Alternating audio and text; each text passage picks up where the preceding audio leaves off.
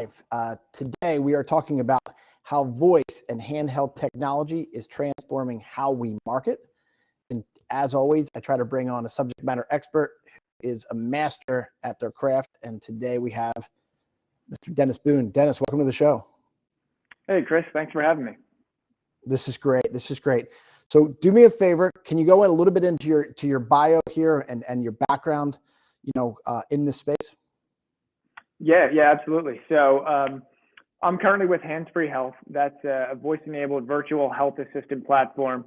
I'm the chief marketing officer. And prior to that, I came from about 15 or 16 years of experience with a multinational group, the Oboe Betterment Group, who had presence in 46 different countries. I was, a senior VP of sales and marketing, then director of marketing. We went through an acquisition of a US-based company in Chalfont, and then I became the director of marketing there, helping to do both the transition and the rebranding of what we called a 75-year startup. So,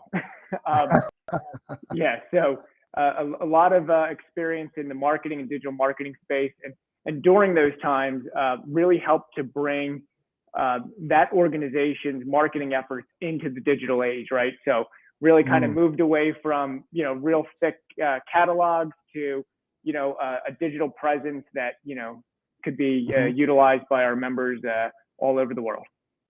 Wow.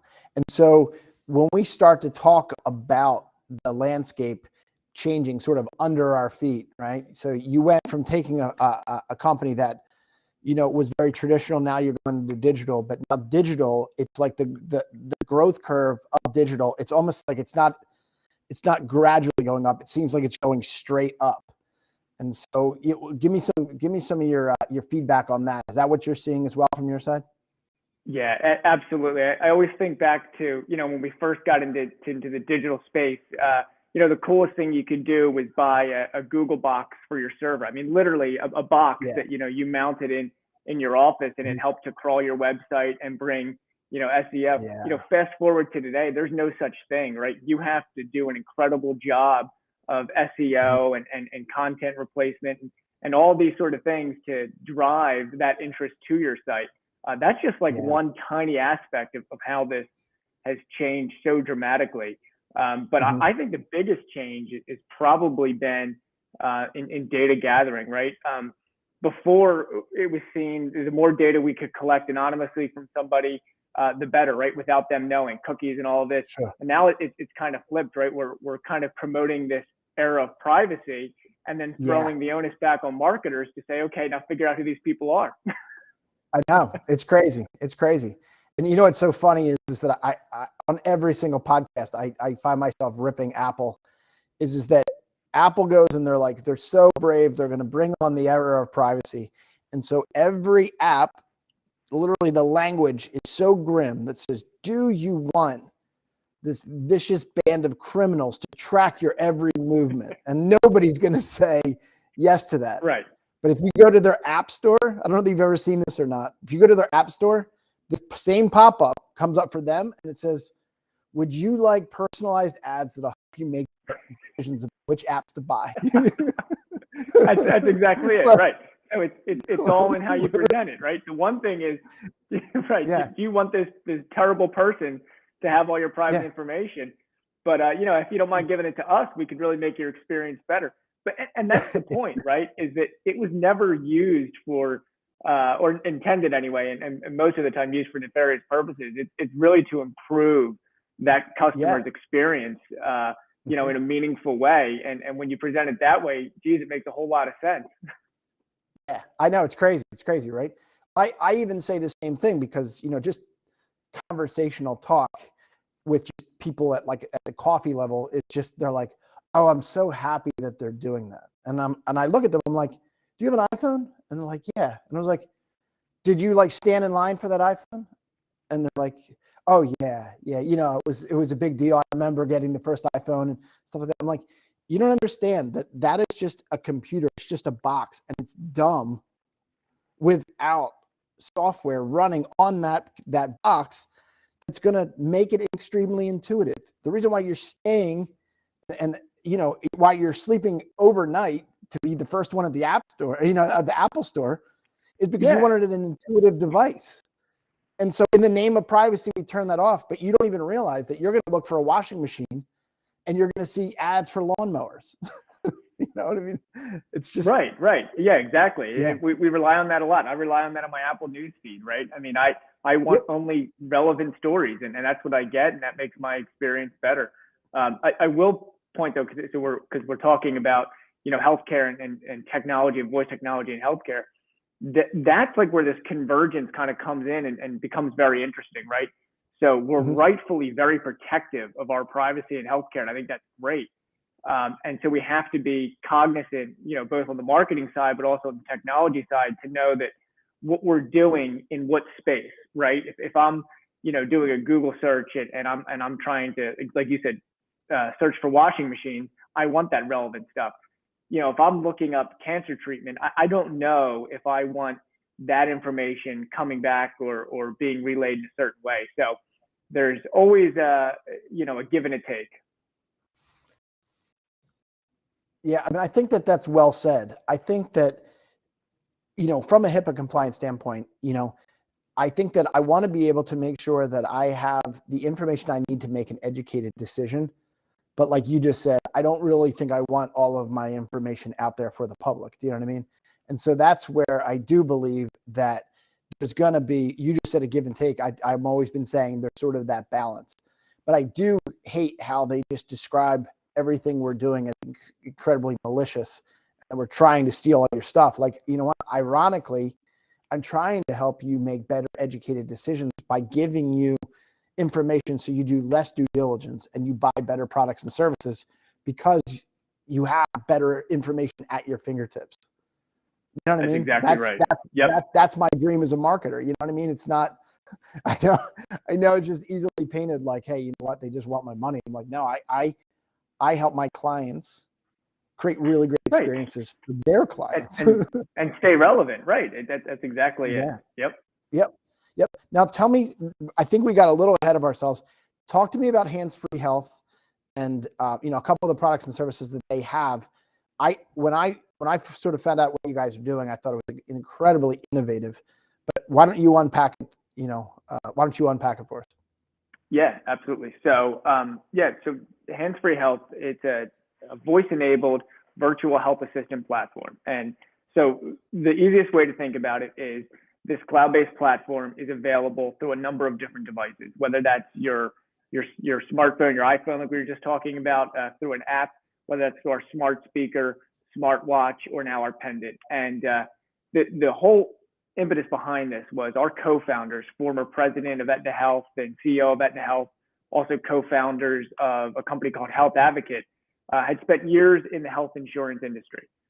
So they understood it from the highest levels, right? What it meant if a person was not compliant with medications or didn't follow through with their doctor's visits or didn't get the right care.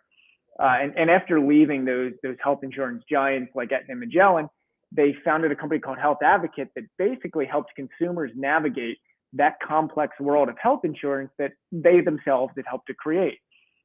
They sold Health Advocate, and it was a wildly successful company because it did just that. It really provided consumers with a way of better understanding their benefits, their options, how to go about filing a claim, things like that.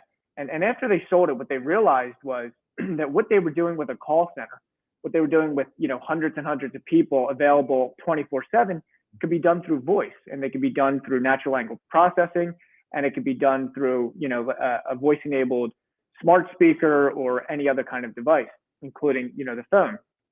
So they set out to create Hands-Free Health, which essentially took that premise all the way to fruition. So they said, okay, we're going to have our virtual health assistant, Welby.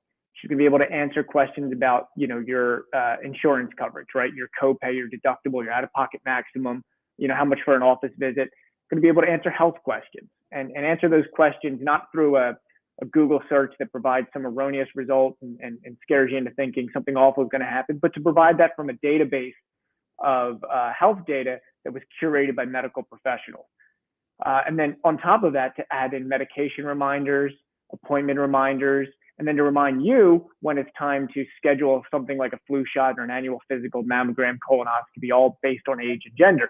So again, kind of dovetailing what we were saying, taking all those personal data points and giving you a better healthcare experience with them. And so that's what they created, and that's what we currently have. We continue to expand the platform, but in its essence, it's a way to utilize voice to better implement healthcare in the home, and that really falls a lot of times on seniors and caregivers, and really makes for a more impactful life, especially when someone's aging in place.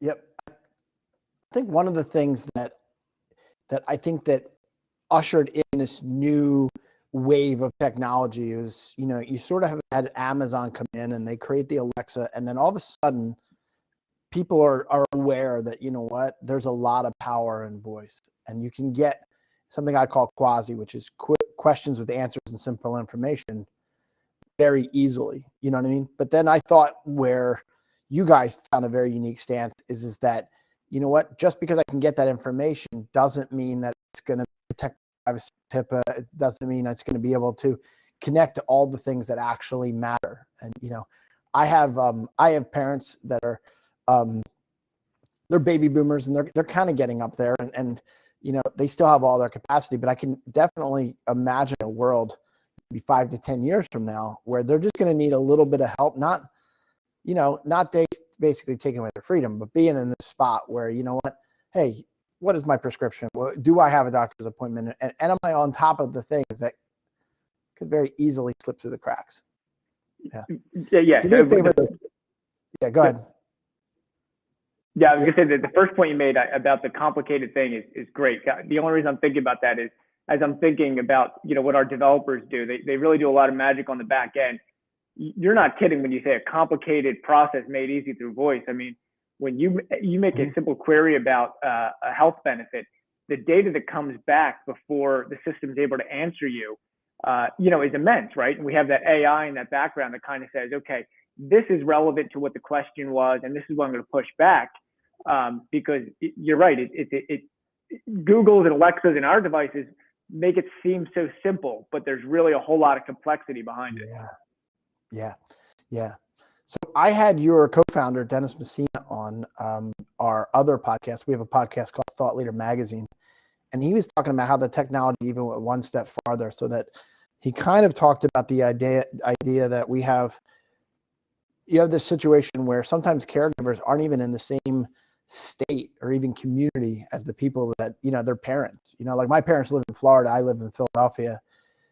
What's cool about your technology is that if I remember this correctly, is that I can actually log in and do the entire setup remotely, because the joke is like, I don't want to be on the phone telling my parents how to set up a device. Like from the age of the VCR to now to, Right. They're amazing, and they're amazing. They're such an incredible part of my life. But I can't even tell you how hard it is to do FaceTime with them. And I'm like, all they have to do is like press the green button. Yeah, right. I mean? It the last thing never fails. Right. It's like, go to the menu, now go to settings and options and stuff like that. I'm like, I would die.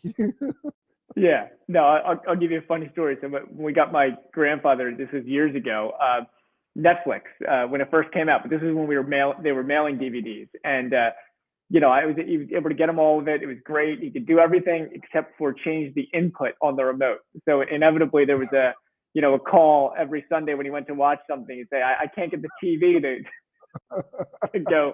So anyway, so to that end, what you're mentioning, Dan, our president, so we have this patent pending for something called remote registration, universal registration, technically.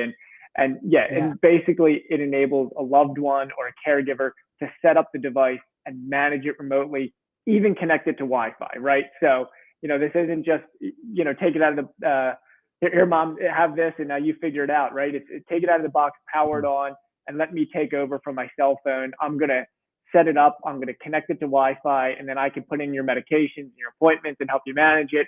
Because, right, we just wanted to take that technology piece out of the equation. So all that mom or dad has to do is talk, right? We can do that.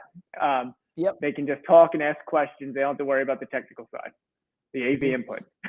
Yep. So it has so much of the functionality of Alexa already, right? But then also has just certain things that, Amazon in all their glory just isn't going to get to. Is that a fair statement? Yeah, that's a great way of putting it. And because look, Amazon's great, right? I have Amazon products. I'm a Prime member. They're wonderful. They make things incredibly easy. And what I say is, Amazon's really, really, really good at entertainment and ease of purchase, and really, really bad at privacy, like we were talking about earlier. And that's where we kind of fit in.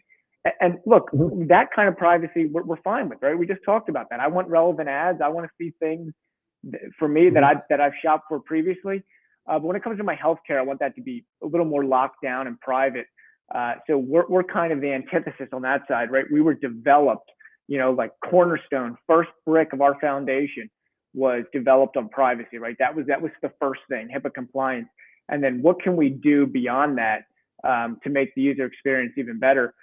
But yeah, when you're dealing with healthcare information, privacy comes first, and there's really no other way to do it. But yeah, well said. And so about 40 to 60% of my clientele are in the healthcare space. And I probably talk about HIPAA compliance about 20 times a day. That's how big of a wave or an impact HIPAA compliance has on healthcare marketing. You know what I mean? It's just one of those things. It's like, hey, we're going to develop marketing materials. We're going to drip market to them. We're going to do all those things. But once they cross that dotted line, you know what I mean? Where they can get into the actual healthcare information, on the left side, they can opt in. But once it gets here, you have to be prepared, and you have to understand how the rules of the engagement work and other stuff like that. I've been doing this 21 years, and it's actually significantly not worse, but it's a much bigger challenge now than it has ever been. Yeah, absolutely right. Because there's the temptation to do it the easy way, right? I mean, no marketing's easy, but there's the temptation to say, hey, look, this new marketing automation feature came out, and geez, if I could just deploy it, wait, no, that doesn't quite fit into this HIPAA requirement. So you're absolutely right. It gets more cumbersome as you go forward, but once you learn how to navigate that, there's a whole bunch of opportunity by playing by the rules that allows you to really do a great job at it. Yeah. So let's talk about voice itself. I think voice is actually kind of the great frontier as far as, I don't know how modern your car is, but what I'm finding is that voice went from nice to have in your marketing approach to you have to start thinking that into the equation, because I spend more time talking to my devices now than typing. Well, it's probably an exaggeration, but it's pretty close. Yeah, no, I think you're right. I'm the same way, right? I mean, if my remote has a voice button, if my car has a voice feature, I'm using that, right? It's just so much easier.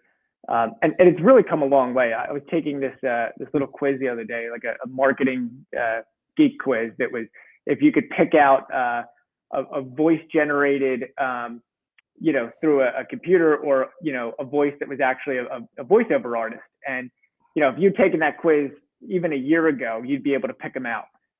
I failed. I mean, I couldn't pick them out. It's that good. The natural language processing on the input side is great, and the voices on the output side are just as good. And it's really becoming more conversational and a lot easier for users to get the information they need. It's very funny because my assistant and I joke all the time that I used to have to say her name with the worst punctuation or pronounce, I had to pronounce it in the weirdest way possible for Siri to understand how to talk to her. Her name's Christy Gimbel, and I had to call her like Christina Gimbel. And then that's the only one it would accept. And then when it would call and confirm, it would say her name right. So it's like calling Christina Gimbel. I'm like, so I have to say it to you one way so you get it, and then it's going to react another way and give you a totally different output to get to the desired outcome. But now that's, I have a lot more freedom to do this right. You know what I mean? So.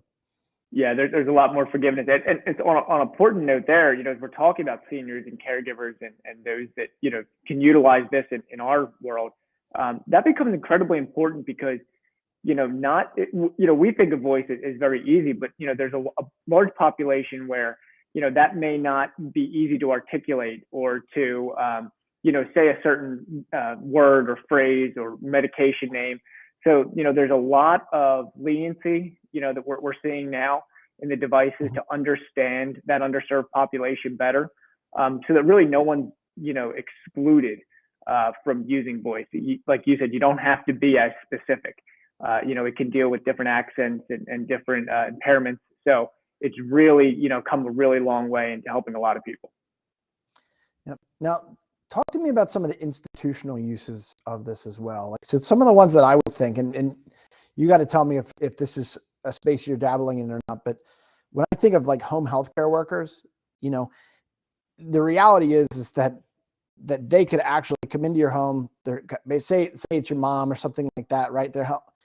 They could have access to your device and get access to some of the most critical things that are in their documents, but it's literally it's about speed and convenience and things like that. Where are you seeing it institutionally play out?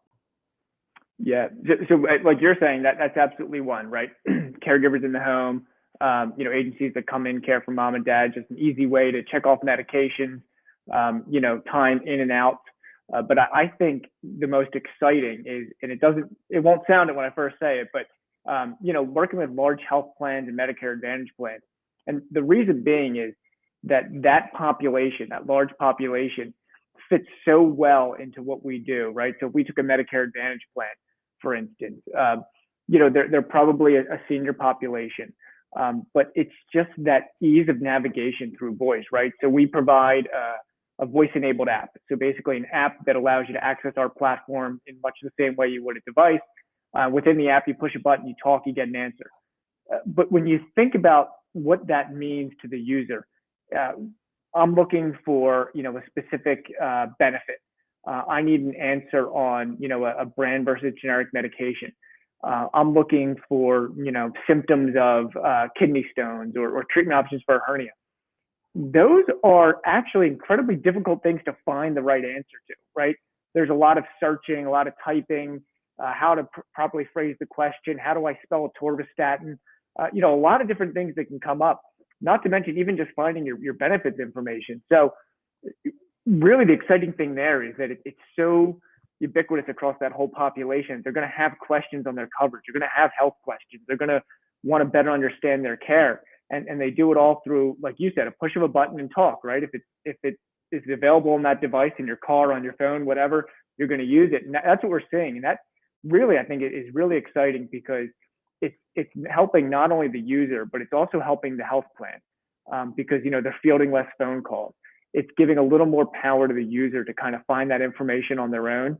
And it's making them engage more, right? So, where used to have to find an answer to your benefits question would be something you put off because it's complicated and you don't want to do it. And I have to wait on the phone for 20, 30 minutes on hold until I get somebody, or I have to comb through, a stock of plan documents. Now you just ask your question, you get an answer. So they not only get the goodwill of, their members being happy that they can get these answers so easily, but you get this increased engagement and overall they're helping to build a better brand with their customers. So you guys are doing a lot of the voice technology, but you're also doing a bunch of different things with handheld technology as well. How have you seen that sort of technology transform how you communicate and educate and do that stuff? I mean, some of the things that I always think of now is it's just like, we think, I don't know, I always joke around like, will people ever put technology in their body? I'm like, hey, we're already there, whether it's you're holding your phone or whether it's your watch or something like that. I think as that gets more pervasive, I think what the ripple effect of education and health is going to be massive. Like just the simple things are just how many steps you do. But it's going to start to go into waves of chronic conditions. There's a number of different things that I believe that we're just at the ground floor of what's going to be possible. So where are you guys at with that?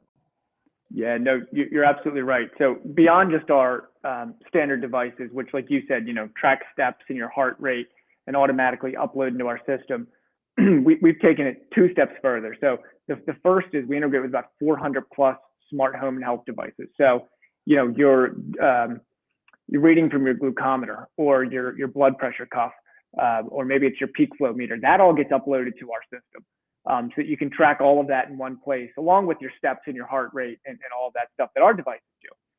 So, we're not just relying on our devices.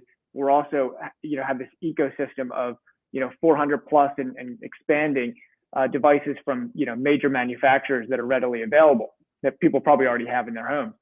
But we also have a pending patent for something called multinodal contextual preprocessing. Basically, what that means is each of these devices is sending in information to our platform that means very little on its own, right? I have an elevated heart rate. Okay, that may not be a cause for concern. Are you moving? Are you active? So what it does is it basically takes the information from these 400 plus nodes and looks at them holistically, looks at them across the person, right? So to say, we know there's an elevated heart rate and there's lack of activity, that could be a precursor for something bad that's about to happen. Let's initiate an emergency call, or let me connect with that person and make sure everything's okay. But, we see there's physical activity, we see their steps being taken, elevated heart rate is normal. That goes for blood pressure, it goes for glucose, that goes for all these different readings, including, sleep trackers and things like that. We plan to take it a bit further, right? Is it, what season is it? What's the weather outside? Does the person's voice sound like, they're depressed? We can kind of, look at all these, different indicators to say that these are what happen when someone is depressed, or these are the common flows. So we're really working to get this whole health picture of our patients and make sure that, we're providing, again, through voice, a much better experience that understands the person as a whole. And we do that, as you're saying, through all of these connected devices in this ever-growing ecosystem. Yeah, I mean, I think that's incredibly powerful in the aspect of, other than like a stress test in a hospital. I've had a physical with the doctor, and then I'm trying to explain these conditions, and I'm just like, well, when it's live, this is how I feel. You know what I mean? Like, you know what I mean? Like, I don't know, like when I can think just even orthopedically, I'm like, it hurts my shoulder, not when I do this or this, but when I lift my kids up like this, it has an impact, if you know what I mean? And that's the type of thing. It's like taking your car to the mechanic, right? You're like, I swear it was making a noise 10 minutes ago. I swear. Exactly. And so, if you have a device, you have technology that's going to bridge that gap, I think it's amazing, because if you think about where we're at right now, add 3 to 5 years on this, it's going to be incredible. Right.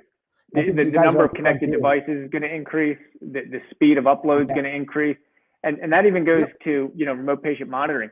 Let us send all that data to your doctor for you, right? Or maybe integrate with your medical record, so that that is all seamless, right? So that when you go to your doctor and you're trying to describe this event that happened, he can see it.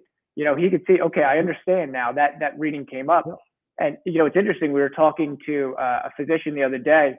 One of our investors, and he was saying that, look, a lot of people think that, in remote patient monitoring, that I'm looking at their stats all the time, always. In reality, we need to lean on technology a little bit to give us that complete picture, even to the doctor, right?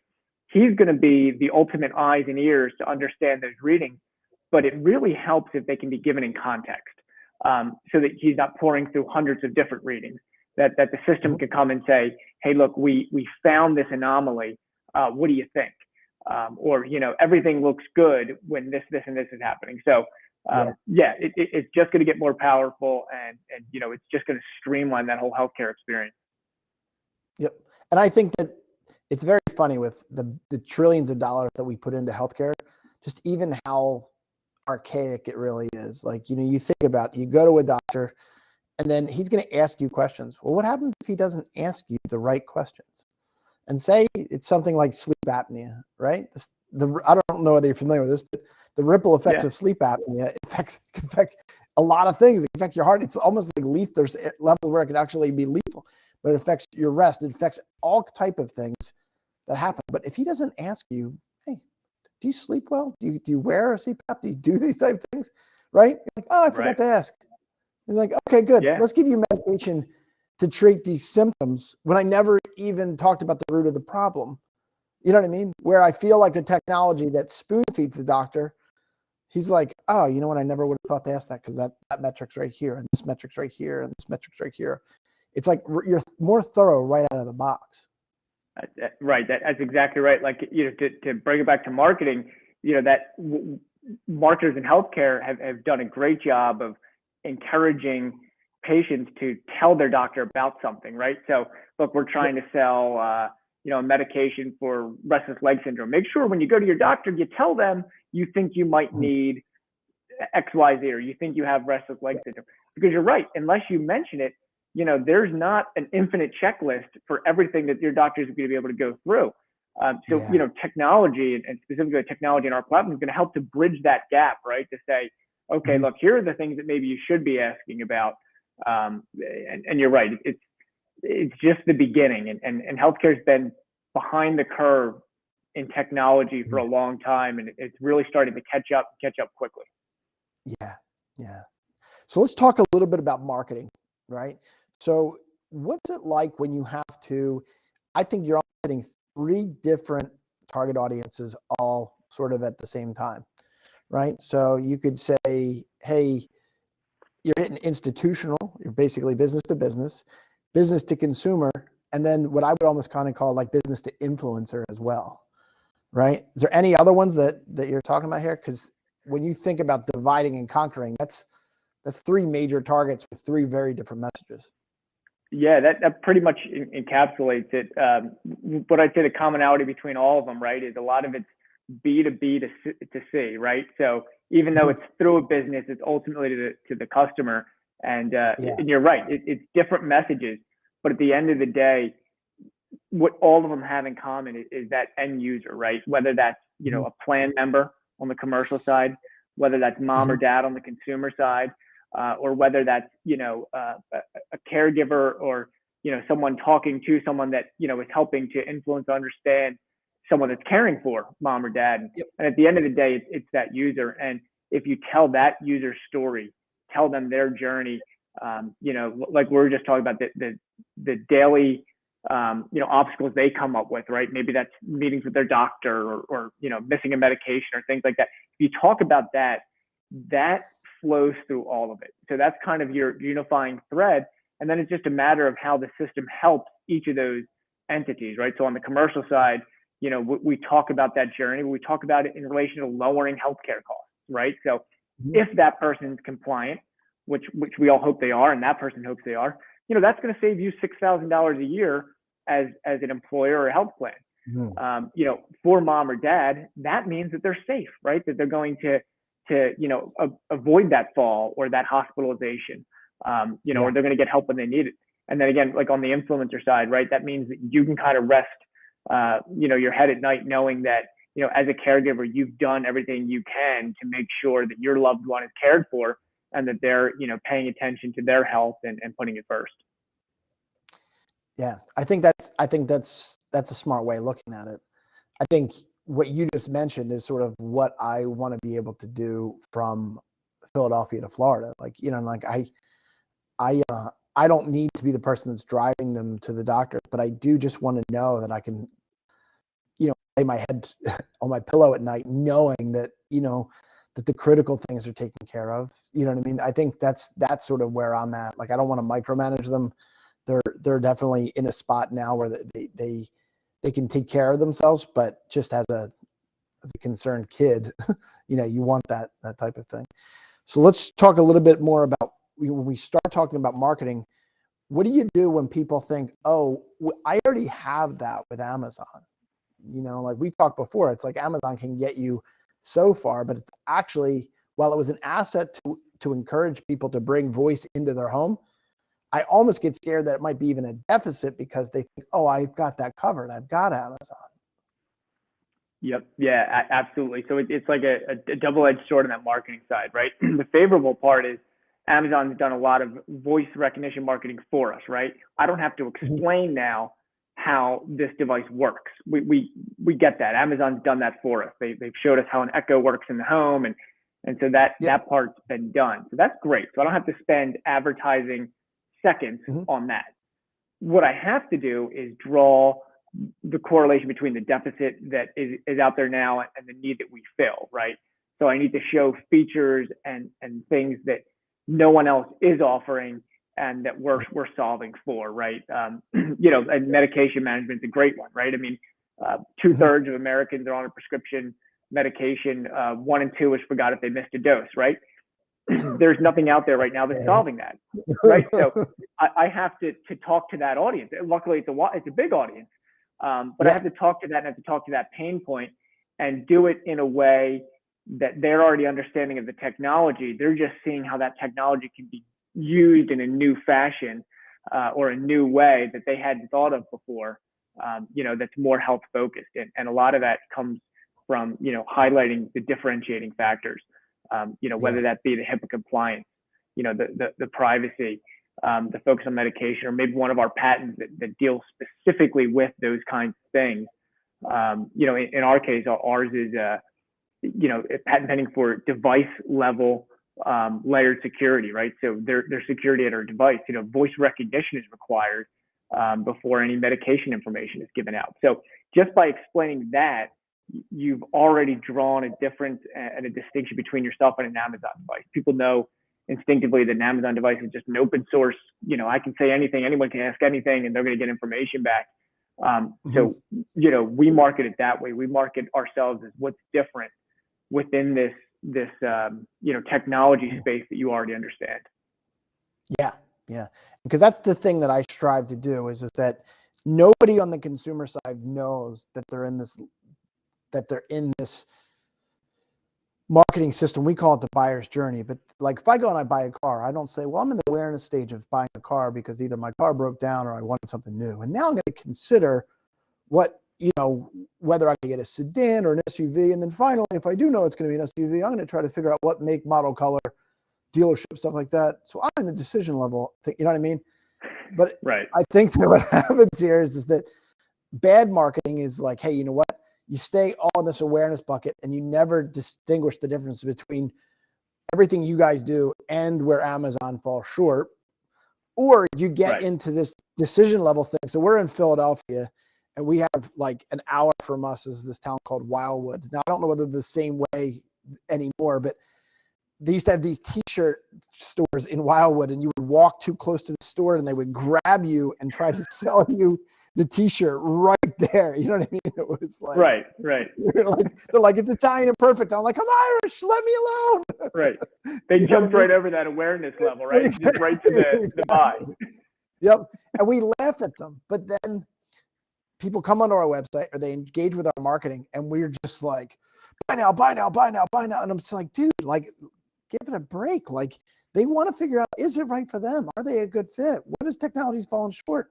You know, all that stuff, you know. I think that, you know, when I've been talking with you, it's just like, hey, you know what? Like, all of this, there's an art and a science to how we communicate to our target audience. And if you get that wrong, the consumer knows it. They feel like they're being sold to, and it feels grimy. Yep, right. I usually call this what I call the 5 E's of good web design, right? They have nothing to do with graphic design. It's all, you know, essentially like what you're talking about. You know, it's engage, it's educate, it's entice, it's eliminate, and it's e-commerce, right? That's at the end, right? So, you know, are we engaging? Is there even a reason to be on this site, right? Is it drawing my attention? Is it, you know, really bringing me in? Am I educating? Right? Am I providing some sort of purpose that the person's there? Am I talking about something that they care about, or am I enlightening them about something new? You know, am I enticing them? Am I sharing with them information they haven't heard before? Am I, you know, do I have enough video? Do I have enough, you know, resource points to kind of keep that conversation going? Am I eliminating something for them? A worry, a concern? You know, maybe it's time or work. You know, if you use something like Grammarly, right? I mean, it's eliminating misspellings and time, you know, to reread your thing. In our case, maybe it's, you know, eliminating the risk of a missed medication. And then we get to e-commerce, right? Then we get to closing the deal. And that's really the important thing. If you're missing any of those five, you can't just jump right to selling, and Yeah. you can't stop at education because Mhm. you'll never monetize. So you need that flow of those five to really get things done. Yeah. Yeah. We're one of those things where you can actually almost talk yourself out of a sale as well. You get them all the way to the end of the funnel, and they're like, "Oh, let's go back and let's go to Right. re-education or something." Well, maybe education is probably wrong because I feel like education is evergreen. You know what I mean? But when you think about Yep. that funnel, or you know what I mean, like everything has its place, and I think that the difference between good marketing and great marketing is people know. If you're talking about the 3 E's, the 5 E's, I want to be able to know if there's certain touch points that they have to have in my marketing, and I look at my database. It's not that the people that only have two of my E's say they've only been to two, they've had two touch points in my marketing. It's not that they're Right. unqualified yet. It's just they haven't gotten to the other E's. So when I know who my ideal buyer is and I work backwards, I might have to say, I got to focus a little bit more on education because they might not be finding what they need and they're leaving early. Maybe I need to drip market Right. to them about that. Or, you know what I mean? And those are the type of things that, I think that we assume too much. You know what I mean? Like, Right. we Or assume, you oh, assume that they're going to guide themselves through that process, right? I mean, yeah, it's not like a ride in Disney World where it takes you through this journey no matter what. I mean, the reality is there's exit doors everywhere, and they can jump yeah, off at any time. And so, you need to know where did we leave off? Did we leave off that education E? Because I'm going to now have to bring in that entice E to get you back yeah, in, and then let's talk a little bit more, about how we can eliminate a worry and then check out. So you're absolutely right. And a lot of times we think that it's this, preset roller coaster track or ride that kind of takes yeah, them through this whole journey and then magically ends at the gift shop at the end. And it doesn't. yeah. It just doesn't. Yeah, and that's the thing is that, and a lot of clients will start working with have the beginning and the end sometimes, but that middle is just like they just think that I can create an about us page, a product page, a service about us page, a contact us page. You know what I mean? And that's, I don't know. I'm pushing this a little bit too far, but in other words, they know how to create some awareness, and then they know how maybe to create the close. But do you know what percentage of people are in a position to buy? Like 1, maybe 3%. So if you Right. have no nurturing engine, I mean, I've heard this a million times from different marketers. It's like they're not going to marry you on the first date. It's just not going to happen. I mean, there's a couple people Right. will, but almost every single time the people that have a quick buying cycle with you, commonly it's because you had a competitor that sold them really well. They didn't like something they had, and they found you. And then the reason why your sales cycle was so quick is because they did the hard work for you. Do Right. you know what I mean? Like I've That's seen that exactly right. time and time and time again.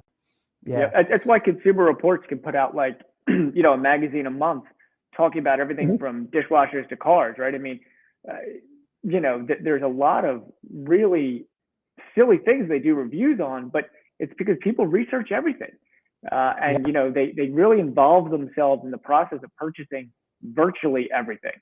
And Mhm. good sites do a good job at that, and bad sites, just kind of help to fuel the good sites because people Yeah. instinctively know when a website's not designed to help solve those purposes, and they leave and they go to one that is.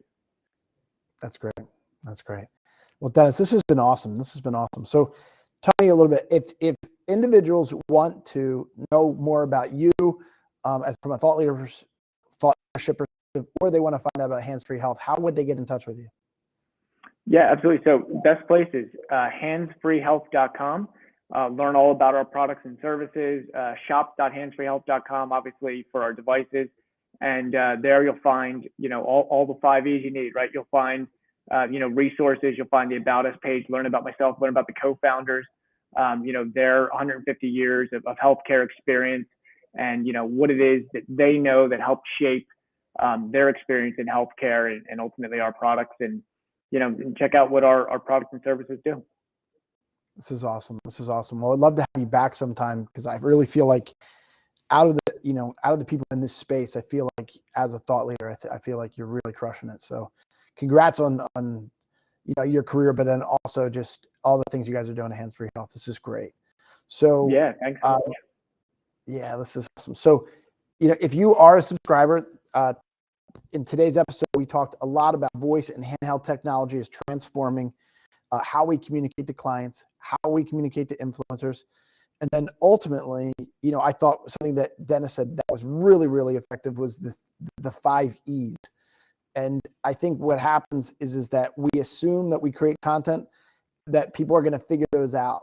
But it's really great marketers that are very strategic of knowing the swim lanes of how to communicate, how to push them down the funnel, and how to properly educate clients, to know their touch points, to know when they can come back, know their touch points, and look at your database to figure out from a lead management score, how far down the funnel are my clientele. That's how you know the health of your accounts. That's how you know the health of your database. So this was a really, really powerful episode. If you are a new visitor to this channel, please check back with us often. This podcast goes live every Tuesday, Wednesday, and Thursday. It's my commitment to have some of the strongest thought leaders on the planet come and basically give you the education that they're seeing from the boots on the ground so that you can take some of these lessons, these hacks, these tips, and apply them to your own marketing. For more information about us, Faratech, you can reach us at faratech.com. You can also go to our Facebook group, which is called CMO Marketing Roundtable. And you can, and then finally, if you go to digitalmarketingmasterclass.io, you can find all of these videos in YouTube format as well. So if you enjoy what you heard today, please check back often. We'd love to bring as much value as possible to you as often as possible. Thanks. We'll see you next time.